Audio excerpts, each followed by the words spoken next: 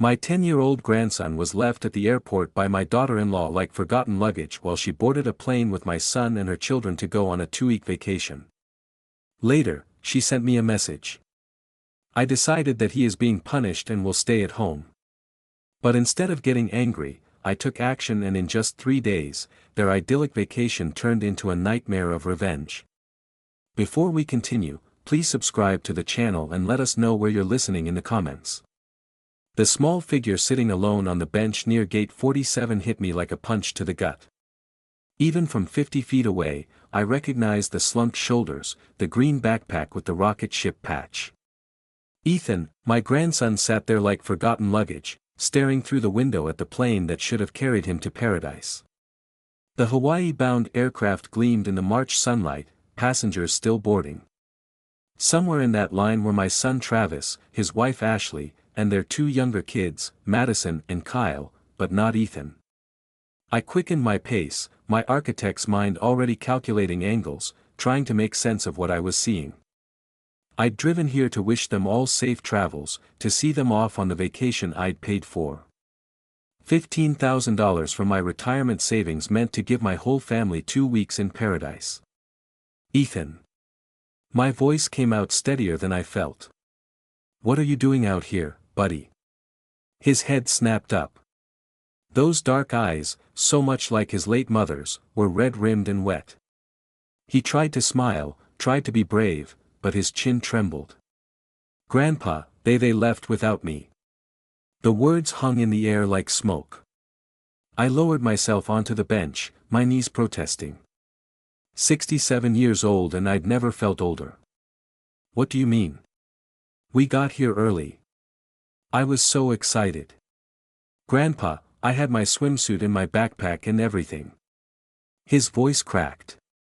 But then Ashley said I needed to use the bathroom before we boarded. When I came back, she said I'd been bad this week and that I couldn't go. She said I was being punished. My phone vibrated. I pulled it out with fingers that didn't quite feel like my own. A text from Ashley sent 3 minutes ago. Decided he's grounded and stays home. Bye. No explanation, no apology, just those 8 words punctuated with an exclamation point like she was announcing a lunch date. I read it twice, 3 times. The letters rearranged themselves, but they always said the same thing. She'd left my 10-year-old grandson alone in an airport and sent me a text like it was nothing. The phone creaked under my grip. My knuckles had gone white around the case. Grandpa. Ethan's small voice pulled me back. Are you mad at me, too? I looked at him, then really looked at him. His hair needed cutting. His jeans were too short, like he'd grown without anyone noticing. When had Ashley last taken him shopping? When had Travis? Nobody. I slipped the phone away and put my arm around his shoulders. I'm not mad at you. Not even a little bit. Ashley says I'm too much trouble that I don't listen. He wiped his nose on his sleeve. Maybe she's right. Maybe I am bad. Something cold and sharp settled in my chest. It wasn't anger. Not yet. It was something clearer, harder. Like the moment when a blueprint finally makes sense when all the calculations align. You're not bad, Ethan. You're not trouble. I stood and offered him my hand. Come on, let's go home. He took my hand, his palm small and sweaty. What about Hawaii? They can have Hawaii. I picked up his backpack, feeling its disappointing lightness. You and I will figure something out, something better. We walked through the terminal in silence. Around us, families laughed and rushed toward gates, dragging suitcases and herding excited children. No one looked at us.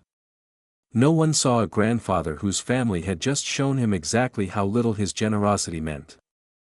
I glanced down at Ethan. He was trying so hard not to cry anymore, setting his jaw the way Travis used to as a child. Funny how genetics work, how traits skip generations and show up in unexpected places. My son was on that plane right now, sitting in a seat I'd paid for next to a woman who just abandoned his firstborn in an airport, and he'd let her. That was the part that burned. Travis had let her do this.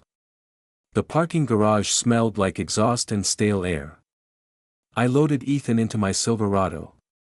The same truck I taught Travis to drive 25 years ago. The leather seats were cracked now.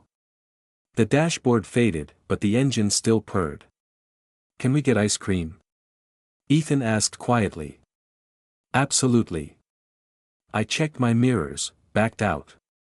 "Rocky Road with gummy bears on top." "The whole bag if you want."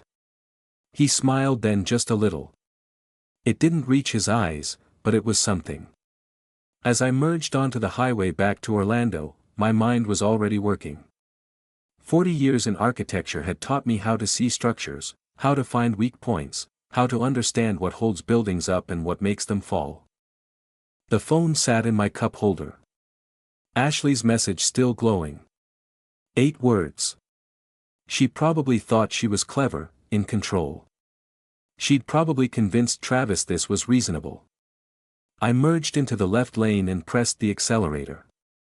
Ethan had fallen asleep by the time I pulled into my driveway.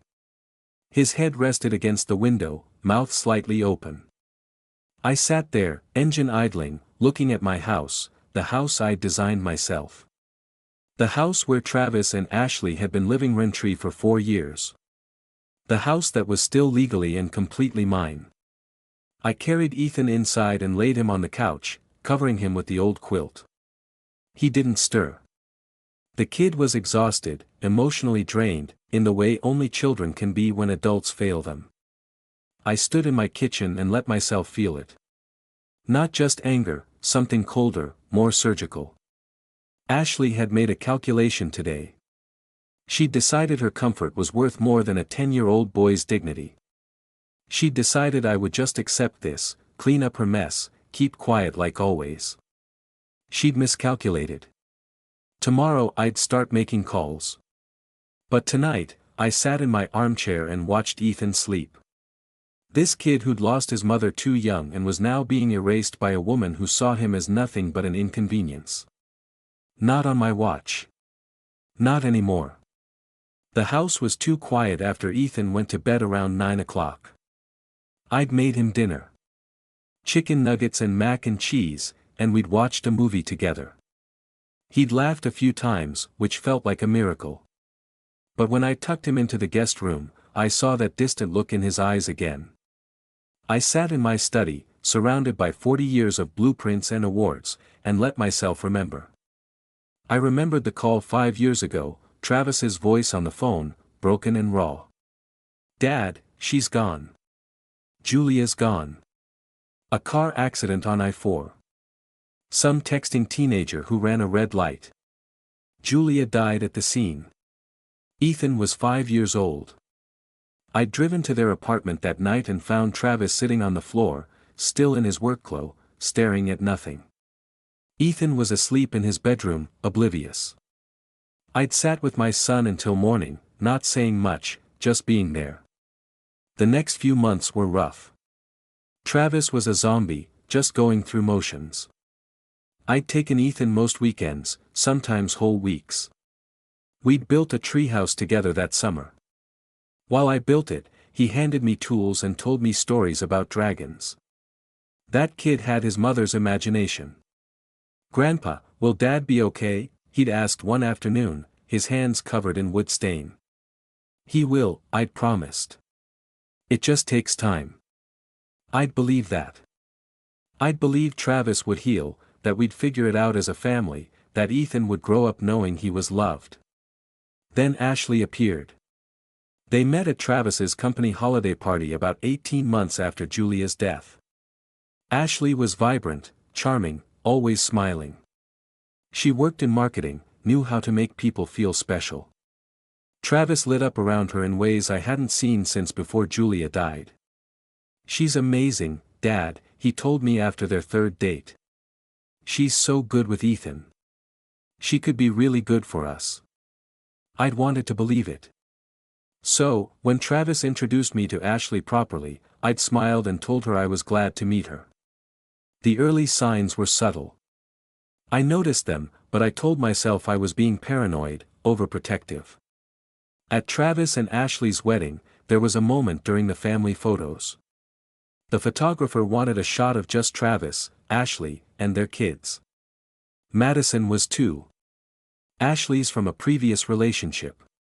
Ethan had stepped forward to join them, and Ashley had placed a hand on his shoulder, gently, but firmly guiding him back.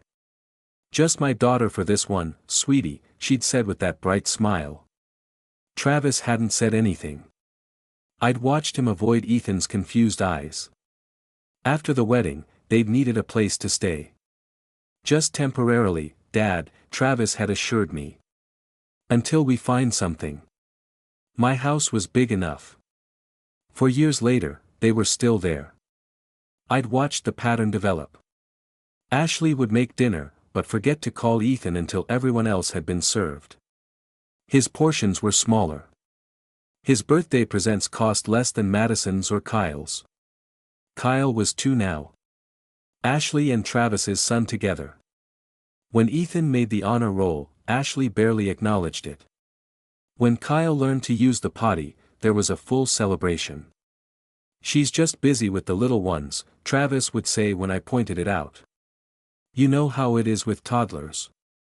I did know. I'd raised Travis and his sister. I'd never been too busy to celebrate my kids' achievements, no matter how small. The financial reality was something I'd been avoiding. But sitting in my study that night, I made myself pull out the files, the house deed with my name alone on it, the loan statements for the Audi Q7. I'd co-signed for a wedding present. Ashley had requested the credit card bills that came to my address because I was the primary account holder. I did the math. Over 4 years, I'd subsidized their lifestyle to the tune of at least $200,000. The house alone would have cost them $3,600 a month to rent in this neighborhood. $200,000. And today, Ashley had decided my grandson wasn't worth a seat on an airplane. I remembered Ethan's FTH birthday a month after Julia died. I'd thrown him a party at my house because Travis wasn't capable of organizing anything. 20 kids, a bounce house, a dinosaur cake. Ethan had hugged me so hard that day. "You're the best grandpa ever," he'd said, his face sticky with frosting. "You're the best grandson ever," I told him. I'd meant it. I still meant it. What had happened to that promise? When had I become complicit in Ashley's systematic erasure of this kid? I'd told myself I was keeping the peace, being supportive, but the truth was uglier. I'd been a coward. I'd watched it happen and done nothing until today. I looked at the clock. Nearly midnight in Hawaii. It was 6 p.m. Travis and Ashley would be settling into their hotel, probably enjoying sunset drinks while Madison and Kyle played in the sand, living it up on my dime.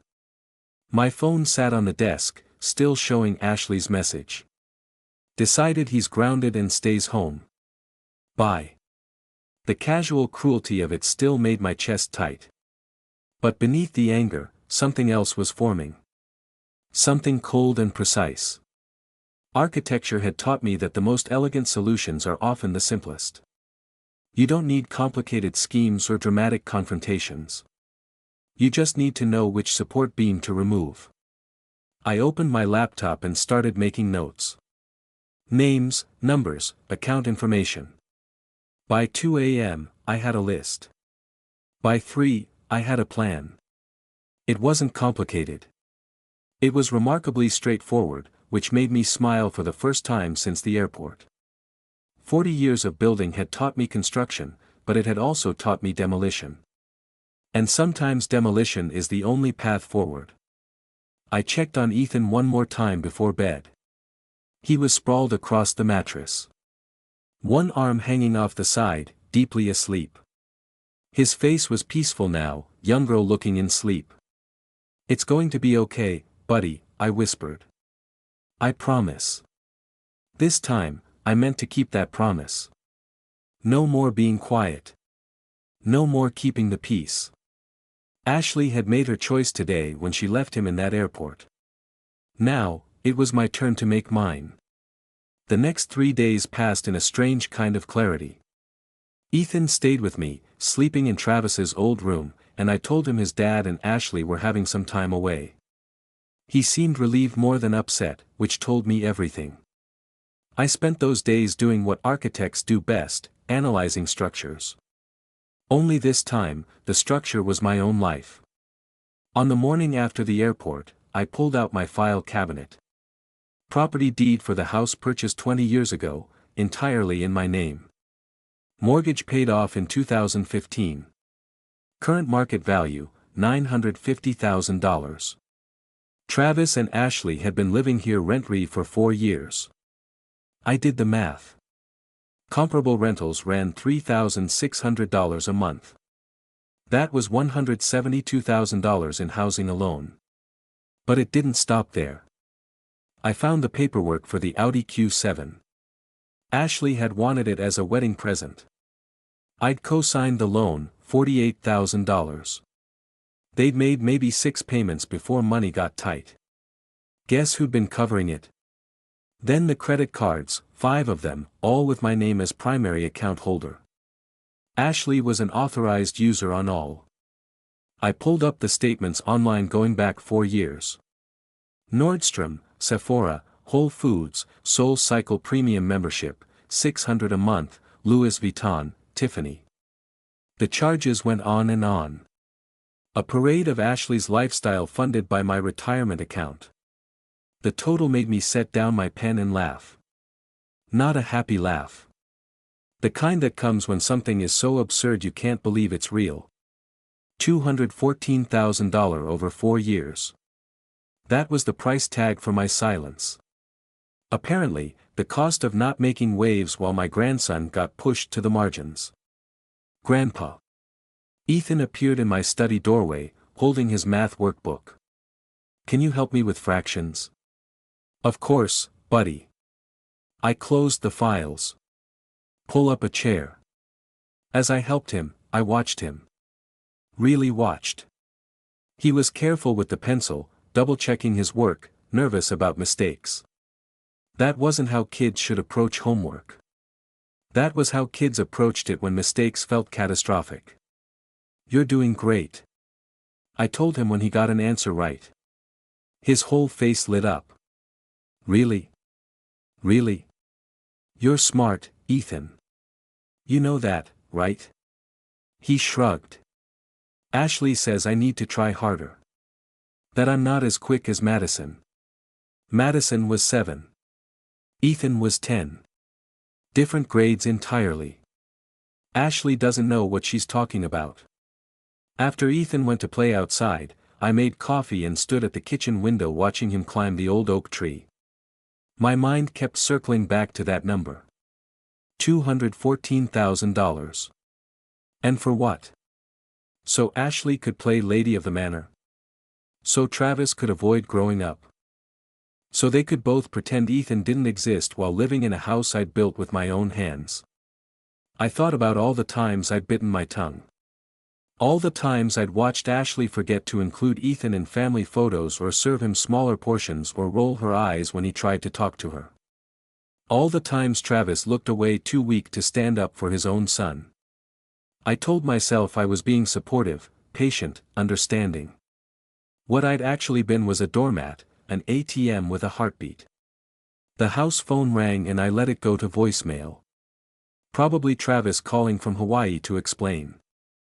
I wasn't interested in his explanations. That evening, after Ethan was asleep, I took my laptop to the back porch and started researching Florida property law, tenant rights, what constitutes legal residency versus being a guest, the difference between having a rental agreement and just living somewhere with permission. The more I read, the more interesting things became. My phone buzzed. A text from Ashley. Walter. This is childish. We need to talk about Ethan's behavior issues when we get back. Ethan's behavior issues. That was rich. The kid's only issue was that he existed. I typed back, enjoy your vacation. Then I blocked her number. By midnight, I had filled a legal pad with notes. Attorneys specializing in family property law. Customer service for every credit card company. Our auto insurance provider. The phone number for the hotel in Maui. All 7 nights. Premium ocean view. 1,200 a night. I'd paid for their paradise. Every single cent. And suddenly, sitting there in the dark with crickets chirping and Ethan safe asleep upstairs, I understood something fundamental. The power in this situation had always been mine. I'd just been too busy being nice to use it. Travis and Ashley had built their entire life on my foundation, literally and figuratively. They'd gotten comfortable, complacent. They thought I'd never pull the rug out because I never had before. They'd forgotten something important about architects. We don't just know how to build. We know how to demolish. And we know exactly which supports to remove to bring the whole structure down. I looked at my notes, at the list of phone numbers and account information, at the house deed, at the calendar showing March 13th. They'd left yesterday, which meant they had 12 more days in Hawaii. Plenty of time. I picked up my phone and scrolled through my contacts. I had work to do starting tomorrow morning. But first, I texted Ethan's friend's mom. Change of plans. Ethan's staying with me for a while. Then I opened a new note on my phone and titled it Project Demolition. The list started simple. Lawyer, consultation bank, credit cards, insurance, vehicles, hotel, Hawaii. I smiled at the screen. After 40 years of building things, I was about to find out how satisfying it could be to tear them down. Norman Gilbert's office was in a converted Victorian downtown.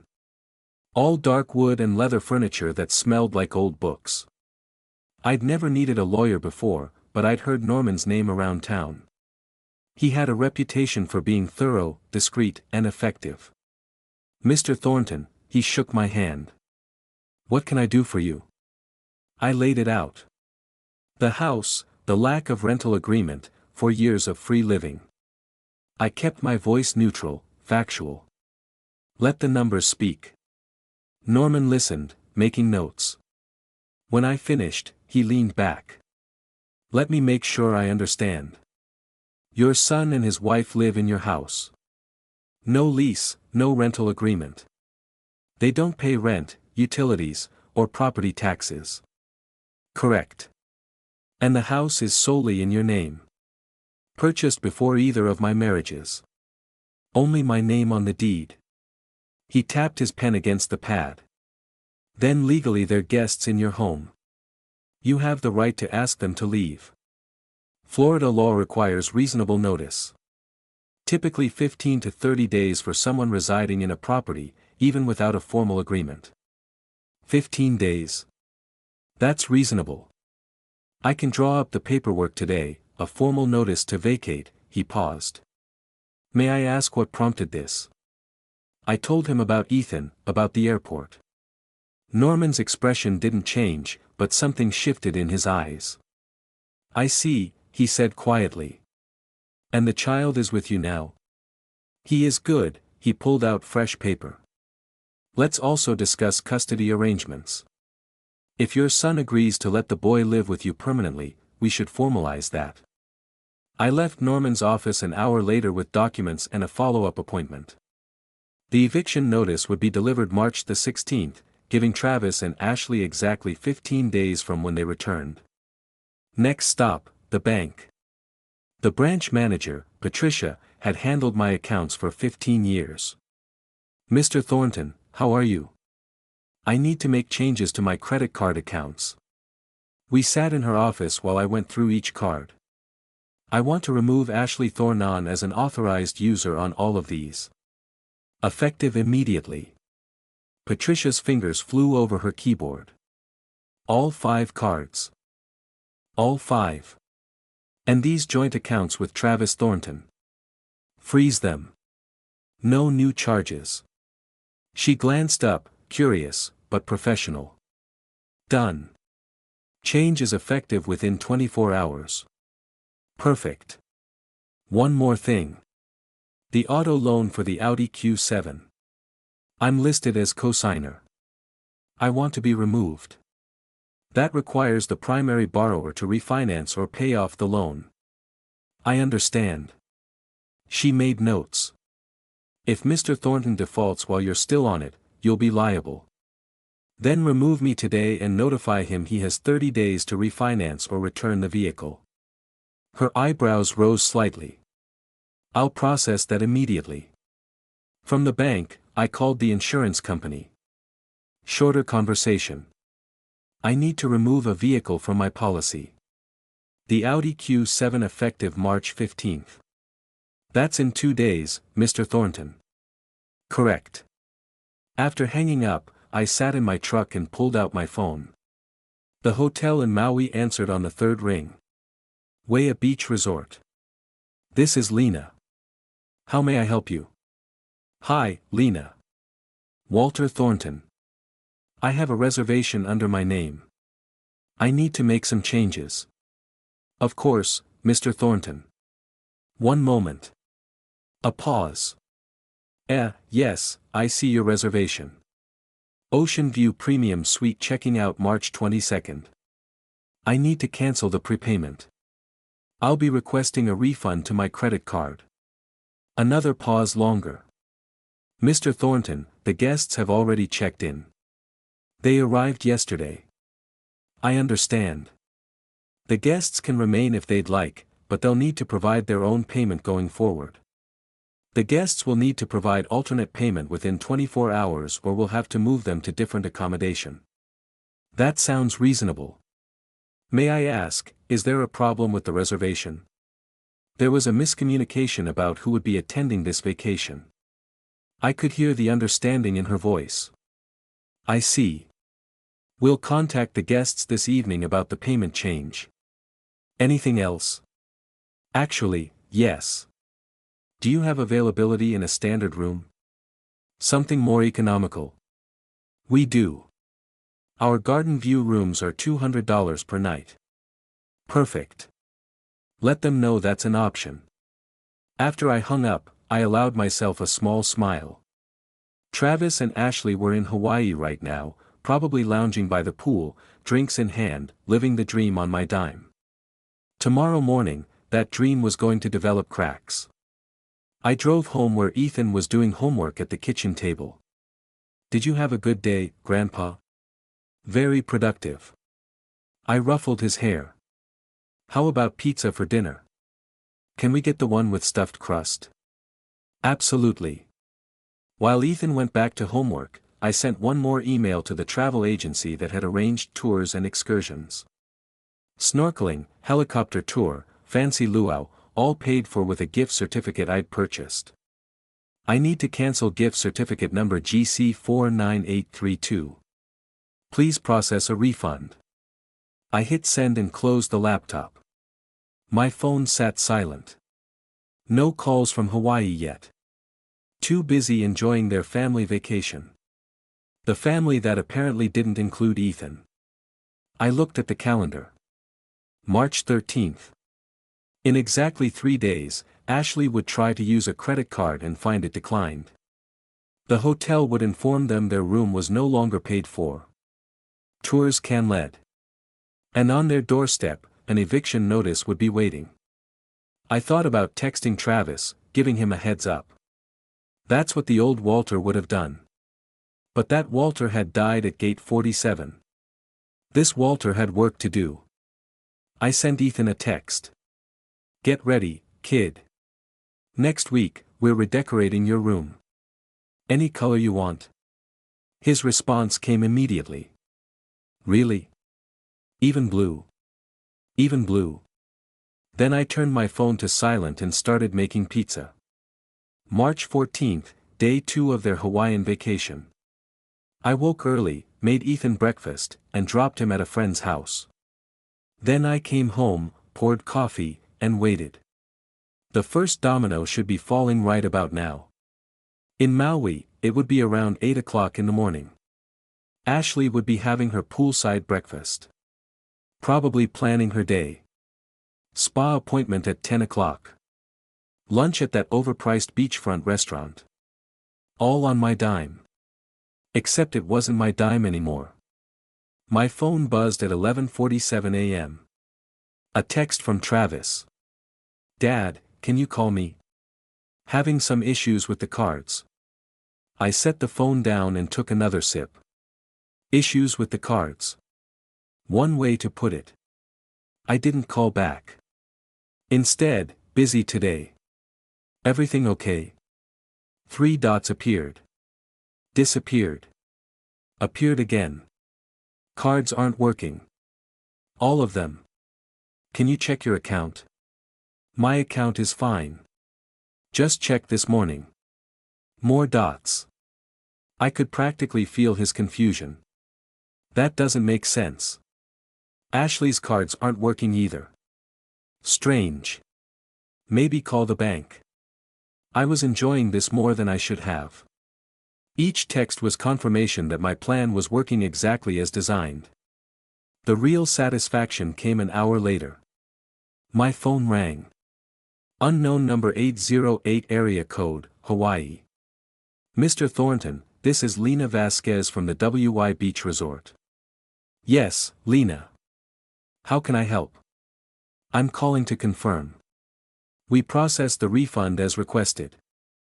The guests have been notified they'll need to provide alternative payment for the remainder of their stay." "Perfect. How did that conversation go?" There was a pause. Professional discretion wearing with the desire to share what was clearly memorable. Mrs. Thornton was surprised. "She's currently speaking with our front desk manager about room options." "I appreciate your help, Lena." "Of course," said Mr. Thornton. "For what it's worth, we deal with many families here. What you described about your grandson." She trailed off. "Well, I hope everything works out." "Thank you." "It will." After hanging up, I pictured it. Ashley in her designer resort wear standing at that polished desk, the smile sliding off her face as Lena explained the $1,200 a night room was no longer prepaid. The manager offering the garden view option for $200 a night, the realization that she'd have to pay herself. I checked my watch. In Hawaii. 8:15 in the morning, they'd have just gotten the news. Ashley was probably frantically calling Travis, who was probably frantically calling the bank, who was probably very politely explaining that the account holder, me, had removed her as an authorized user. My phone rang again. Travis. I let it go to voicemail. Then I opened my laptop and logged into the travel portal. Found their excursions. Helicopter tour cancelled. Snorkeling canceled. Sunset cruise canceled. The luau cancelled. Gift certificate GC 449832 purchased by Walter Thornton revoked. Refund processed. I sat back and looked around my kitchen. My house, the house I'd built, that I'd let them live in free while they spent my money on everything else. Ethan's lunchbox was on the counter from this morning. I'd packed it. Sandwich cut into triangles, apple slices, juice box, and a note. "You're awesome." He'd read it at breakfast and smiled so wide. When was the last time Ashley had done anything for him beyond bare minimum? My phone buzzed. Another text. "Dad, seriously, we need to talk. Something's wrong with all the accounts." I typed back deliberately. "Nothing wrong on my end. Maybe it's a problem with your spending." Three dots stayed there for a long time, then disappeared without a message. I imagined Travis showing that to Ashley, her face when she realized I knew that this wasn't technical glitch or bank error, that it was intentional. By evening, 7 more calls from Travis, 3 from unknown Hawaii numbers, increasingly frantic texts. The last came at 6:32 p.m. "We need to move to a different room. They're charging us $200 a night now. Dad, please. What's going on?" I stared at that message. Part of me, the old doormat part, wanted to cave, to call back, to explain, to make it all okay. But then I remembered Ethan's face at the airport. The way he tried so hard not to cry. The way he'd asked if he was bad. I deleted the message. At 7, I picked Ethan up. He was happy, animated, telling me about the Lego castle they'd built. Can Tommy come over sometime? Of course, maybe this weekend. Really? He looked at me like I'd offered him the moon. Really? This is your house, too. You can have friends over whenever you want. He was quiet. Then Ashley always said Tommy was too loud. Well, I said carefully. Ashley's not here now, and when she gets back, things are going to be different. Different how better? Things are going to be better. That night, after Ethan slept, I sat on the back porch with a beer and my phone. Travis had finally stopped calling. In Hawaii, they were probably in their new room now, the garden view room costing a fraction of what they'd expected. The room they'd have to pay for themselves with credit cards that didn't work. I pulled up photos and found Ethan's 10th birthday 6 months ago. There we were, him and me, with the cake I'd bought and decorated. Travis was in the background looking at his phone. Ashley wasn't in the shot. She'd been busy. Tomorrow was March 15th, day 3. And I had more surprises waiting. I spent March 15th morning doing ordinary things, made pancakes with Ethan, helped with reading homework, took him to the park, and pushed him on the swings while he laughed in a way I hadn't heard in months. My phone stayed in my pocket, silent except for occasional buzzes I ignored. After lunch, when Ethan was absorbed in a movie, I finally checked my messages. 16 missed calls, 23 texts. I scrolled through them with my coffee, enjoying every word. Travis, 9:47 a.m. Hawaii time. Dad, the rental car company just called. They're taking back the car. Something about insurance. Please call. Travis, 10:23 a.m. We can't do any tours. They're all cancelled. The agency says you can let them. Why? Travis, 11:15 a.m. Ashley is freaking out. We can't even get an Uber because none of the cards work. We're stuck. And then Travis, 2:34 p.m. What the hell is going on? No more. Dad, please. He'd figured it out. My phone rang. Travis. This time I answered, hello, son. Dad. His voice was tight, controlled. Someone trying hard not to explode. What are you doing? Me. I'm having a lovely day with Ethan. We went to the park. He went down the slide 17 times. Silence. I could hear Ashley in the background, voice sharp and angry. The credit cards, Travis said finally. The hotel, the rental car, the tours. This is you. Is it? Dad, this isn't funny. We're stuck here. We can't what? Can't enjoy the vacation. I paid for the vacation you left Ethan out of. More silence. Ashley's voice got louder. It was a misunderstanding. Travis started. A misunderstanding. I set down my cup. Travis. She left him in an airport, a 10-year-old child. She sent me a text saying she'd decided he was grounded. Just abandoned him there and got on the plane. She was upset. He'd been acting out. He's 10. Kids act out. You don't abandon them in a busy airport and fly to Hawaii. Dad, please. His voice cracked. We need your help. We can't get home without my money, without my credit cards, without my house to come back to. A pause. What do you mean your house? I smiled. He hadn't gotten that email yet. Check your messages. You should have something from Norman Gilbert. Who? My attorney. He sent you both an email this morning. Might have gone to spam. I heard rustling Ashley's voice getting insistent. Then Travis hollow. An eviction notice. You're evicting us. Technically notice to vacate since you don't have a lease 15 days from when you return. You can't do this. That was Ashley. She'd grabbed the phone. We're family. You can't just throw us out. Ashley, tell me something. Where's Ethan right now? What? Simple question.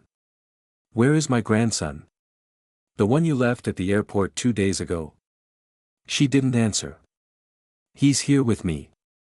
Where he's safe and wanted and not treated like an inconvenience. Where he should have been all along. You're insane. We'll fight this. Will you what? Get a lawyer with what money? The frozen bank accounts, the cancelled credit cards, or maybe you'll use the Audi I stopped paying for. Oh, wait. That doesn't have insurance.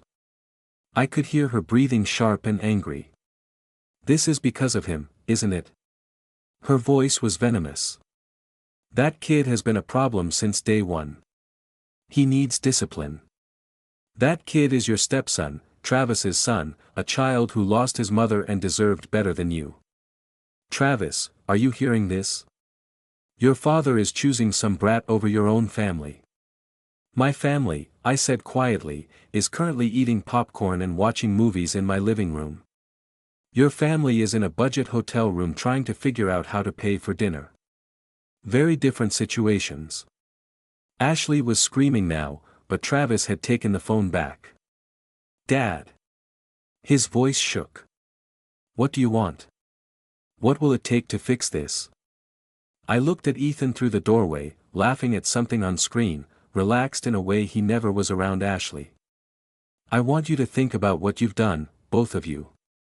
I want you to think about what kind of man leaves his son behind so his new wife can have a perfect family photo. I want you to spend the next few days in that cheap hotel room, wondering how you're going to get home, where you're going to live. The way Ethan was left wondering in the airport, that's cruel. No, son. What's cruel is leaving a 10-year-old in an airport. What I'm doing, this is called consequences. I hung up. My hands shook slightly. Not from anger. That had cooled into something harder, from satisfaction. After 4 years of watching them take and take, I'd finally taken something back. My phone immediately started ringing. I powered it off. Later, I got an email from Lena. Mr. Thornton, just wanted to let you know the guests moved to Garden View. They seemed quite distressed. I hope everything resolves well. I wrote back, thank you, Lena. Everything is resolving exactly as it should. Then I joined Ethan and we watched the rest of the movie. He fell asleep against my shoulder halfway through and I didn't move until credits rolled. Outside, the sun was setting over Orlando. In Hawaii, Travis and Ashley were facing their first real night in paradise without my money. And it was just the beginning. March 16th dawned clear in Orlando. I was making eggs when my phone buzzed with an email notification. Norman Gilbert, my attorney. Mr. Thornton, the notice to vacate was successfully delivered electronically at 8:47 a.m. Hawaii time. Per Florida statute. This initiates the 15-day notice period upon their return. I smiled. In Hawaii, it was 2:47 in the morning. They'd wake up to that email. What a way to start their day. Ethan came into the kitchen, hair sticking up. Morning, Grandpa. Morning, buddy. Eggs. Yes, please. Can I have the cheese kind? You can have anything you want. While he ate, I checked my messages. An automated notification from insurance confirming the Audi had been removed from my policy. A text from Patricia at the bank. The cosigner removal on Travis's car loan had been processed. Everything was falling into place. My phone rang around 10 o'clock. Unknown Hawaii number. I let it ring through, then listened to the message. It was Travis. His voice was different now. Hollow, defeated.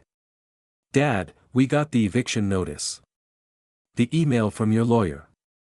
I don't understand how it came to this. Ashley's trying to call her family, but nobody's answering. Insurance called about the Audi. The bank called about my car. Everything's falling apart. There was a long pause. Ashley was yelling in the background. We're coming home tomorrow. We found cheap tickets. I don't know what we're coming home to, but we're coming back. I hope this was worth destroying your relationship with your son. The message ended. I sat there, phone in hand. Worth it?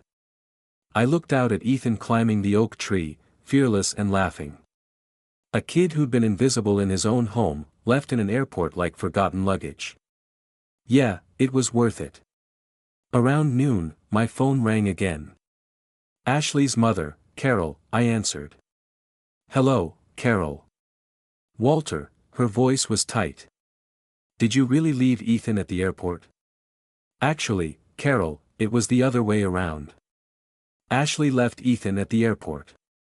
I found him there alone, crying, watching the plane fly away without him. Silence. She called me this morning. Carol said finally.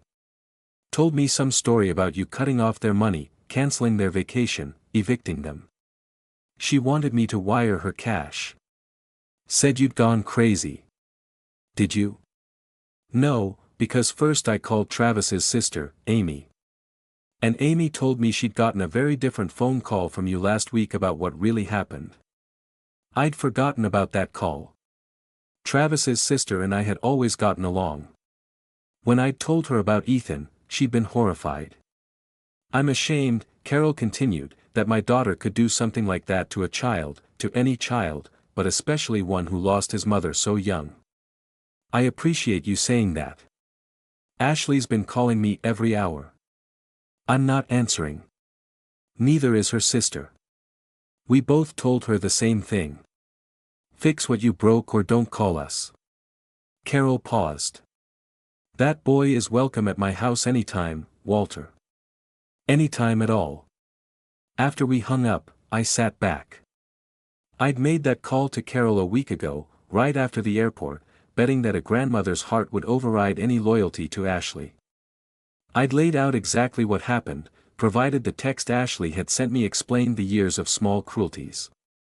I'd been right to bet on it. That afternoon, another voicemail from Travis. This one was shorter, more desperate.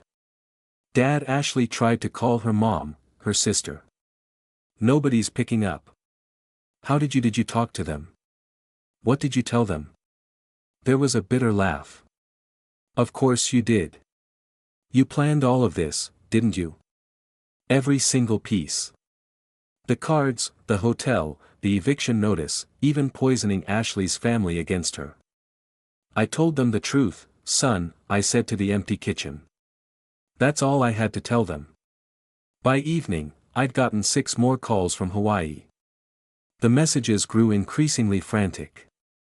Ashley had apparently tried to book a hotel for when they got back to Orlando, only to find that with no working credit cards, she couldn't put down a deposit. Travis's last message came at 8 p.m. We leave tomorrow morning early flight. We'll be back by evening. Dad, please, whatever you're planning when we get there. Please remember that Madison and Kyle are just kids. They didn't do anything wrong. He was right about that. Madison and Kyle were innocent, but they weren't my responsibility anymore. I texted back 4 words. Ethan is a kid, too. The response came immediately. I know. I know that now. Please. I didn't respond again. That night, I did something I enjoyed more than I should have. I went through the house room by room and boxed up everything that belonged to Travis, Ashley, Madison, and Kyle. Clothes, toys, toiletries, documents. I was methodical, labeling each box clearly. Ethan helped with some of it, though he didn't understand why. Are they moving, Grandpa? Yes, buddy. They need their own place. Oh, okay. He handed me another box. Are we staying here? We are. This is our house. Yours and mine. He smiled at that. Good. I like it here with you. By midnight, the living room was full of neatly stacked boxes. Everything they owned, packed and ready. I'd even printed out the eviction notice and taped it to the front door. I stood in the doorway looking at my handiwork.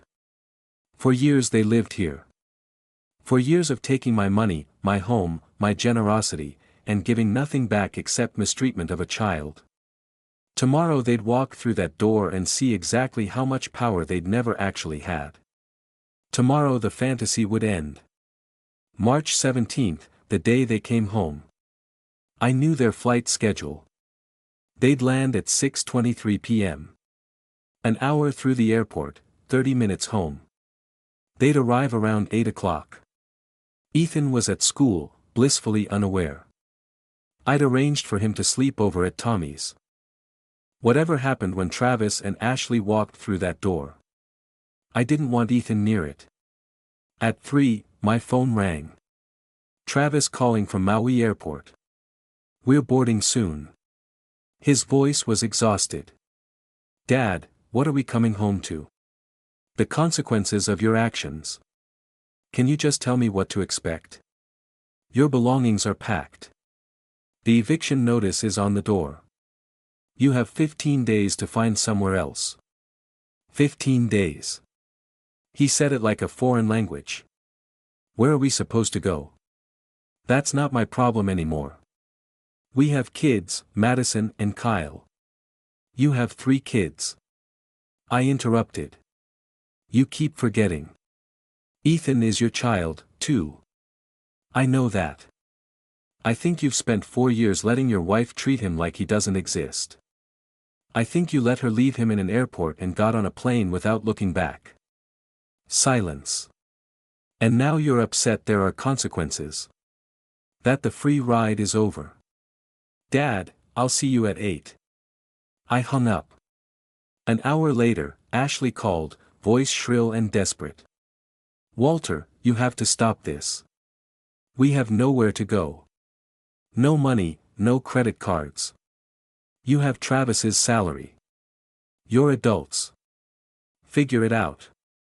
I can't believe you're doing this after everything we've done for you." I laughed.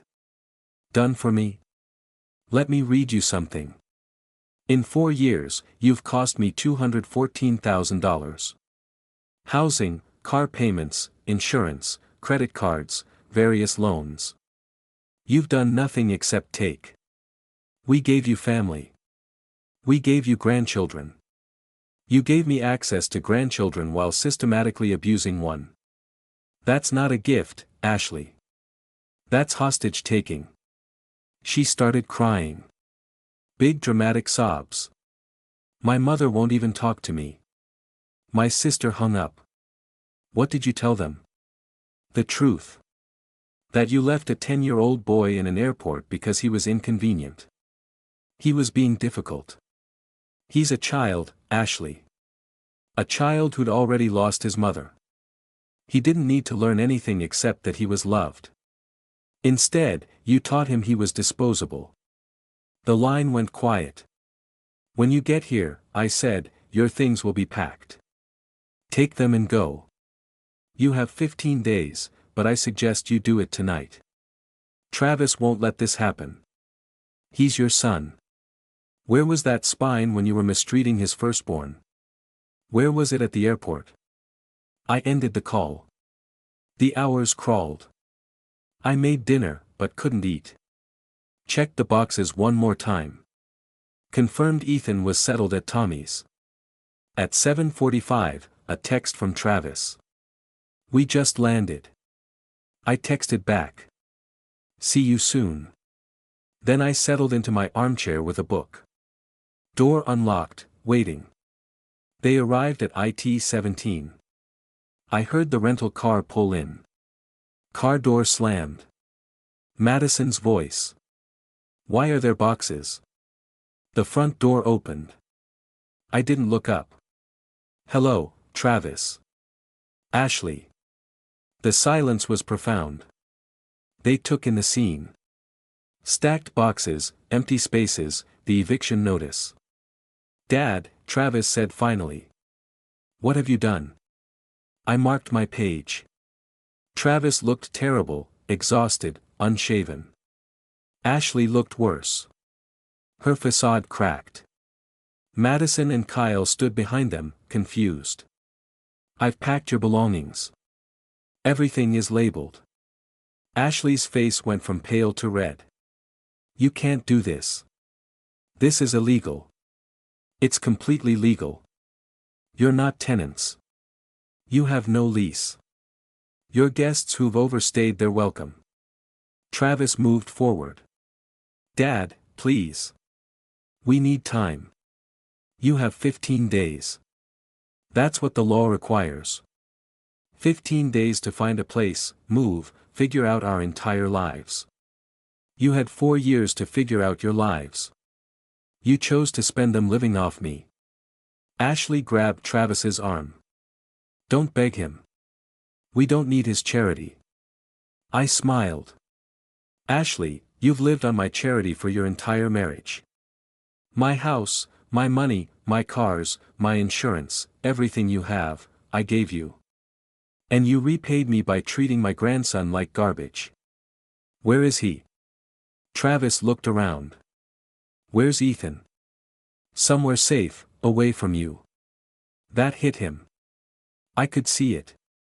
Of the realization that he'd lost more than a house. "I want to see him." "No, he's my son." "Then you should have acted like it." I stood.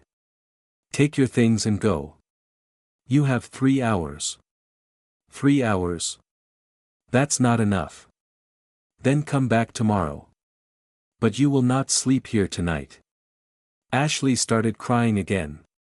Angry tears. "You vindictive old man. This is abuse. This is justice." I looked at her directly. "You left a child in an airport. You sent me a text like it was nothing. Like he was nothing. Now you know what it feels like to have nowhere to go." The room fell silent except for Kyle crying. Travis's shoulders slumped. "We'll go to a hotel." "Good luck with that." They started loading boxes. 2 trips. I watched from the window as they packed up their lives. Before they left the second time, Travis came back inside alone. "Dad, I'm sorry. I'm so sorry about Ethan. About all of it. You're right.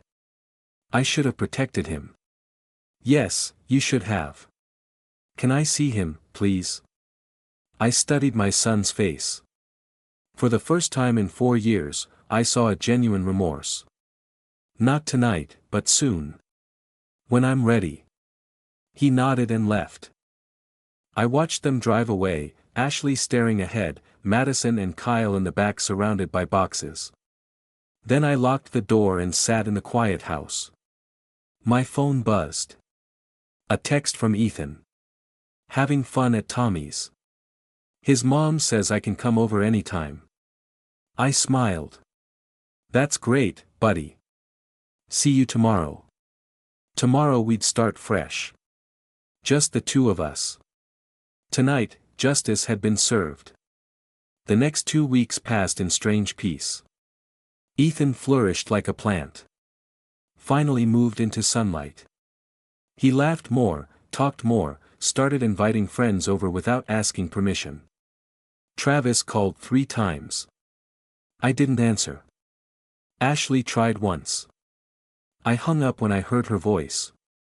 On April 5, 3 weeks after the airport, Norman Gilbert called. "Mr. Thornton, your son has requested a meeting. He's retained counsel and wants to discuss custody for Ethan." "Does he now?" "He's also asking if reconciliation is possible between you two specifically." I looked at Ethan doing homework, humming to himself. "Tell him I'll meet. My terms, my office, my attorney present. Ashley stays away." "When?" "Tomorrow, 2 p.m. The next afternoon, Travis walked into Norman's office looking 5 years older, wrinkled suit, crooked tie. The confident manager was gone. He sat across from me. Norman between us. "Dad." "Travis." Norman cleared his throat. Mr. Thornton Jr. has prepared a statement. Travis pulled out paper, but his hands shook too badly to read it. He set it down. I was a terrible father to Ethan. I let Ashley treat him like he didn't matter. I told myself it was adjustment. But I knew. I knew what she was doing, and I let it happen because it was easier. He looked at me directly. The airport was the last straw, but it shouldn't have taken that. You did what I should have done years ago. You protected him. Yes, I did. I want to see him regularly. I want to be his father again if he'll let me. And Ashley, his jaw tightened. We're in a 2-bedroom apartment in Kissimmee. She's working for the first time in 7 years. Madison and Kyle are adjusting. She blames me for not fighting you. I blame her for creating this. Sounds rough, I said without sympathy. It is, but that's our problem. What I'm asking is, can I see Ethan? Can I rebuild what I broke? I studied him. He looked sincere. Broken. Good. Here are my terms. First, Ethan lives with me. Full legal custody. You can petition for joint after a year. Travis nodded immediately. Agreed. Second, supervised visits weekly at my house with me present. After 6 months, we can discuss unsupervised. Okay. Third, you and Ashley enter family therapy. You're paying. We already started 2 weeks ago. That surprised me. Good. Fourth, and non-negotiable. Ashley does not come near Ethan. Not for visits, not for holidays. She's forfeited any relationship with him. Travis's face fell. Dad, that's going to be hard. She's still my wife. That's your problem to manage. Ethan is my priority, not your comfort. Take it or leave it. Norman slid a document across. I've drafted the custody agreement. Travis picked it up with trembling hands. I watched his face as he realized how thoroughly I'd won.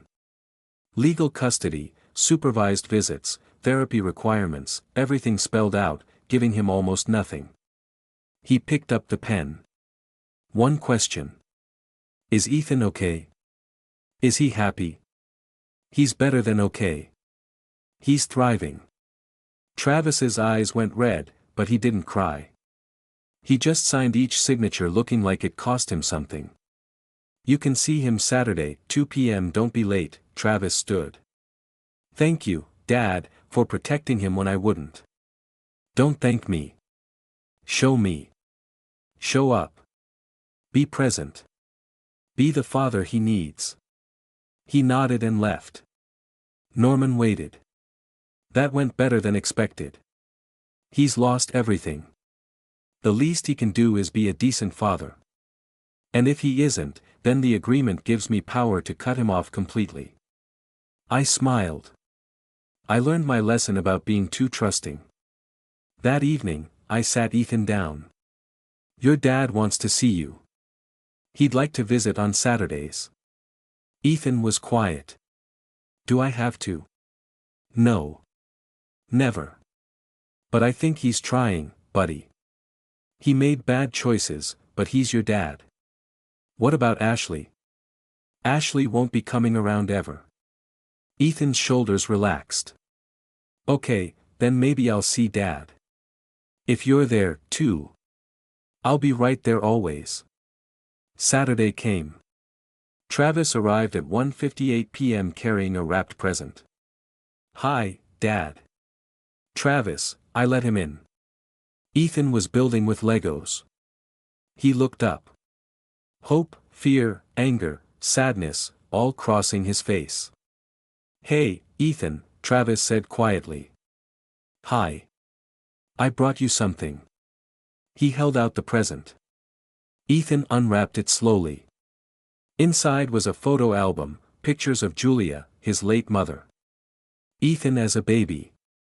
The treehouse. Page after page of memories. I should have shown you these long ago, Travis said. Your mom loved you so much. I'm sorry I let you forget that. I'm sorry I let anyone make you feel like you didn't belong. Ethan's lip trembled. Why did you leave me at the airport? Travis knelt down. Because I was weak. Because I let someone else decide what mattered more than you. And that was wrong. Unforgivable. I know sorry doesn't fix it, but I'm going to try to do better if you'll let me. They talked for an hour. I stayed in the kitchen close enough to intervene, letting them have their moment. When Travis left, Ethan held the photo album like treasure. Grandpa? Yeah, buddy. I think maybe it'll be okay with Dad. Maybe it will. That night on the porch with my beer, I allowed myself satisfaction. 3 weeks ago, they'd left a child in an airport. Now Travis was rebuilding what he destroyed. Ashley was facing consequences and Ethan was safe. Justice wasn't always fast, but when it arrived, it tasted sweet. 2 months later, life had settled into unexpected normalcy. Travis came every Saturday. The first visits were awkward, but slowly he and Ethan rebuilt their relationship. They'd play games, work on homework, talk about school and friends. Travis never mentioned Ashley. Ethan never asked. I'd heard through Amy that things were rough in the Kiss apartment. Ashley was miserable at her dental job, constantly complaining about working. She and Travis fought constantly. Madison and Kyle struggled with the change from big house to cramped apartment. I felt no sympathy whatsoever. On a warm evening in early June, I was on the porch with Ethan. We'd started a tradition. Ice cream after dinner, watching the sunset. Grandpa? Ethan asks, working on his second scoop of Rocky Road. Yeah, buddy. Why did they do it? Why did they leave me at the airport? I'd been waiting for this question. You know what I think? Being a family isn't about whose blood you share. It's about who shows up. Who's there when things are hard? Who puts you first? You put me first. I did. Because that's what people do for the ones they love. He was quiet. Do you think Ashley ever loved me?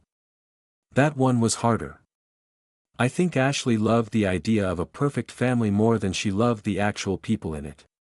And when you didn't fit her picture, she decided you were the problem. But here's the thing. You were never the problem. You were never too much or too difficult or not good enough. Ashley just didn't know how to love someone who wasn't exactly what she wanted. That's sad. It is for her. I'm glad I'm here with you. Me, too, buddy. Me, too.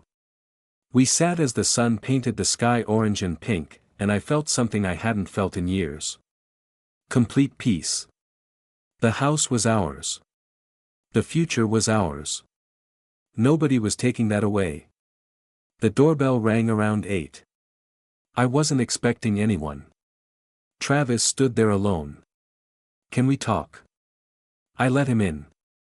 Ethan was upstairs playing video games. I wanted to tell you in person. Ashley and I are separating. She's moving in with her sister in Tampa. Papers will be filed next week. I'm not surprised. She never got over what you did. She blames you for everything. Losing the house, the cars, the lifestyle. She can't accept that her own actions caused this. Some people never do. I know you don't care, but I need to say it. You were right about everything about her, about how she treated Ethan, about me being too weak to stop it. You did what needed to be done. I did what any decent person would have done. I protected a child. He nodded. Ethan's different now. Happier, more confident. He talks about his friends, his school. He never did that before. Because he was too busy trying to be invisible. Yeah. Travis looked at me directly. I failed him as a father, but I'm asking for a chance to make it right, to be part of his life, to show him I can be better. I thought about the boy upstairs who'd been abandoned and had every reason to never trust again. Keep coming on Saturdays. Keep being consistent. Keep putting him first. And in 6 months, we'll talk about expanding the arrangement. Thank you, Dad. Don't thank me. Thank him. He's the one giving you another chance. After Travis left, I went upstairs. Ethan was sprawled on his bed, controller in hand.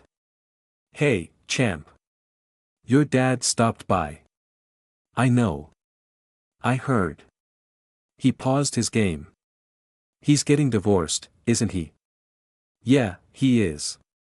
Is that my fault? No. That's between your dad and Ashley. You're not responsible for their choices. Good. Because I was worried I'd feel bad, but I don't. Is that wrong? Nobody. That's not wrong at all. He went back to his game and I stood watching him.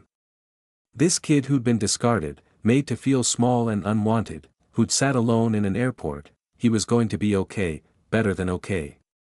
That night, after Ethan slept, I sat in my study and pulled out the file, the house deed, the financial records, the text from Ashley, decided he's grounded and stays home. Bye. I'd kept everything as a reminder. A reminder that silence isn't strength, that keeping the peace isn't worth losing yourself, that sometimes the kindest thing is cutting out the rot before it spreads. 4 months ago, I'd been a doormat, an ATM with a heartbeat, someone who'd avoid conflict rather than stand up. Now, I was a grandfather raising his grandson in the home I'd built on my terms. I was someone who'd found the one solution that would work, complete demolition, followed by careful rebuilding. Travis would earn his way back slowly. Ashley would face consequences and Ethan would grow up knowing at least one person had loved him enough to burn it all down to keep him safe. I pulled out my phone and looked at yesterday's photo. Ethan and me at the park, both laughing. His smile was genuine, reaching his eyes. No shadows. That smile was worth every uncomfortable conversation, every burned bridge, every dollar it cost me. Justice wasn't always swift, but when it finally arrived, it was delicious. I closed the file and locked it away. I didn't need it anymore. The story was written, the ending clear. An old man, a wounded boy, and a decision that changed everything. Sometimes the greatest revenge is simply refusing to let cruelty win. If you like this story, please like this video, subscribe to the channel, and share your impressions of this story in the comments. To listen to the next story, click on the box on the left. Thank you for watching.